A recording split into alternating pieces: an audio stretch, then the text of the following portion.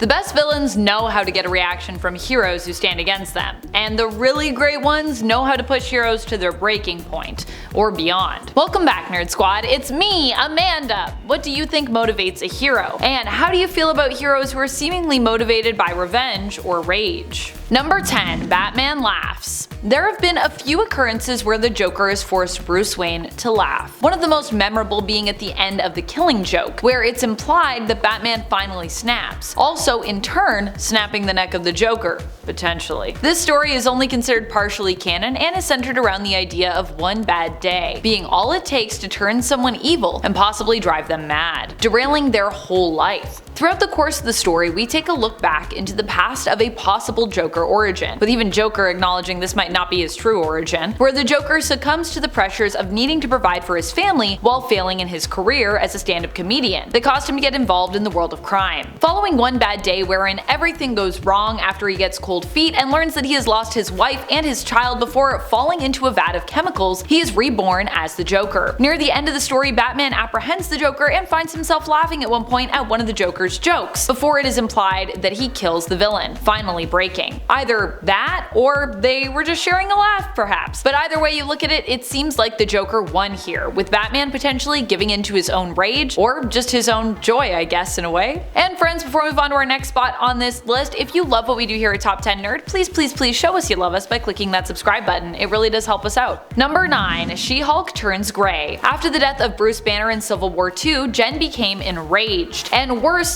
she also was suppressing her emotions somewhat. This caused her to turn gray, also transforming and not even fully remembering everything when the more monstrous side of her emerged, experiencing blackouts as this new, more muscular and angry Grey Hulk persona took over. This also likely had to do with the fact that not only was Bruce Banner, her cousin, dead upon her waking up from her coma, but she also had in effect been out for pretty much all of Civil War II, meaning that she was also helpless to interfere or stop it. That would be heartbreaking in a self-loathing kind of way, where you feel helpless and also like the death of someone that you held dear and just crazy events was your fault, because you're like, well, maybe if I had been awake I could have prevented that, but I was in a coma. Classic comics problem. Oh boy, I was in a coma, I'm sorry about that. Number 8. Spider-Man goes back to black. When Aunt May's life was in danger, Peter Parker turned to rage. Her being on death's door as a result of a hit gone wrong on him, executed by the Kingpin's men, caused him to don his black suit once more. Although not a symbiotic black suit, I don't believe. After doing so, Spider-Man decided to pay Kingpin a visit after learning that he was the one behind the hit. The hit had been on Spider-Man, Peter Parker, whose secret identity was known at the time, and Kingpin had executed it from behind bars, as he was currently in prison. Spider-Man wore his black suit to the confrontation, but chose to unmask, showing his face as he beat up Kingpin pretty badly. While the rage within him wasn't strong enough to motivate him to kill Kingpin, it was powerful enough to cause him to beat Kingpin to within an inch of his life, warning him that if Aunt May died,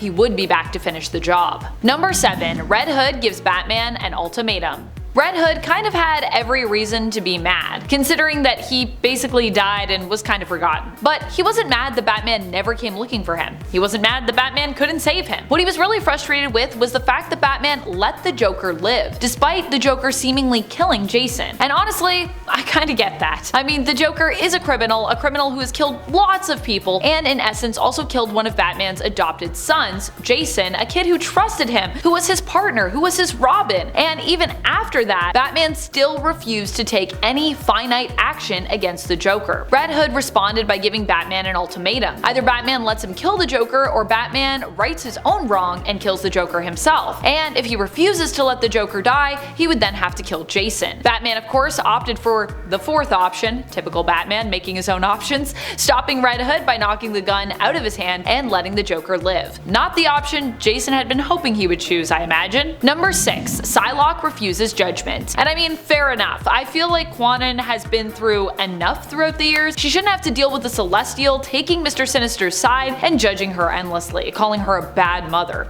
That's pretty rude considering all she's been through. Woman is doing her best out here. This all went down in the therapy session issue of the current Marauders series, which was their AXE Judgment Day tie-in. What I liked the most about this issue was that it focused more on the processing of the idea of judgment, as opposed to what the result of the judgment was. It wasn't about how you were judged, it was kind of more about like how you felt about being judged and what that meant for you. And obviously, Psylocke felt a lot of rage, as, you know, she perhaps understandably should, considering the fact that the progenitor chose to come to her wearing Sinister's face.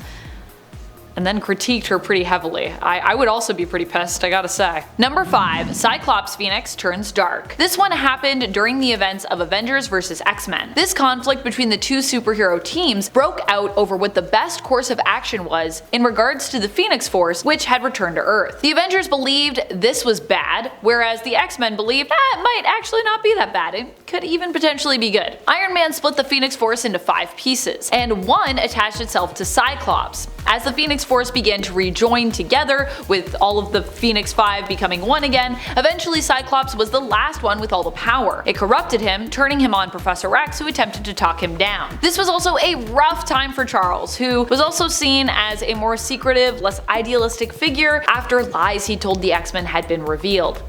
The fight became so intense between them that it actually resulted in Cyclops killing the Professor. Number 4. Superman kills the Joker. Superman also once took revenge on the Joker, killing him dead. At least, he did in another reality. And this was a reality where initially it did seem like the Joker was basically asking, possibly even expecting for this to happen, as he forced Superman through manipulating his mind into hurting Lois Lane, killing her and any chance they had at a family together. Not only this, but Joker and Harley Quinn also worked together to destroy Metropolis, and I believe they also killed Jimmy, Superman's BFF. Superman tapping into his rage would be the beginning of the end for his time as a hero, and he quickly went from altruistic hero to ruling tyrant who used fear and violence to keep those underneath him in check. Number 3. Professor X unleashes his dark side. Professor X is generally seen as an altruistic figure. He dreams of a world where mutants and humans can coexist and live in harmony. At least, that's how we usually know him. But Professor X is also a man with his own secrets, and as such ends up burying deep down his darker side, which he often represses. Until one day, this dark side is released somewhat. This happens after Wolverine has the adamantium pulled from his skeleton by Magneto. The event was so traumatic for the Professor that he could no longer allow Magneto to go on, and ended up simply flipping off the switch on his mind, basically making him brain dead. Number 2. Absolute Onslaught. This isn't where Professor X's story ends though. In fact, this is just the beginning for his darker side. You see, the thing about Professor X is he has a tendency to hide his darkness and lock away his secrets and more sinister instincts, and when he pulled the plug on Magneto's brain, he in essence actually kind of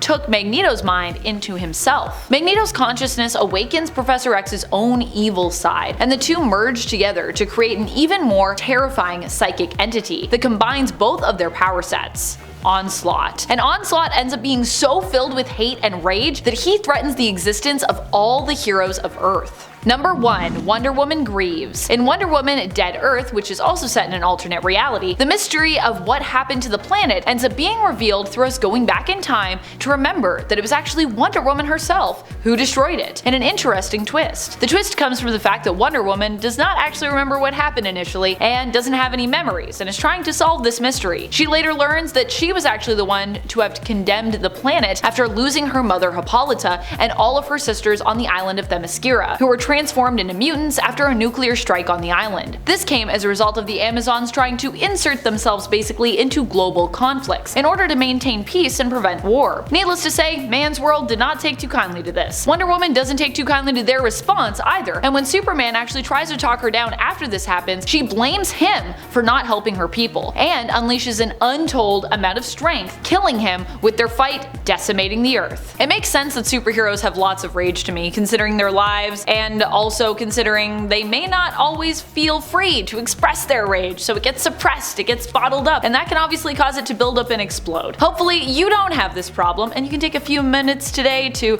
do some calm, meditative breathing to soothe your heart and your soul before you continue on. Thanks so much for watching, until next time, you stay nerdy, YouTube. Bye!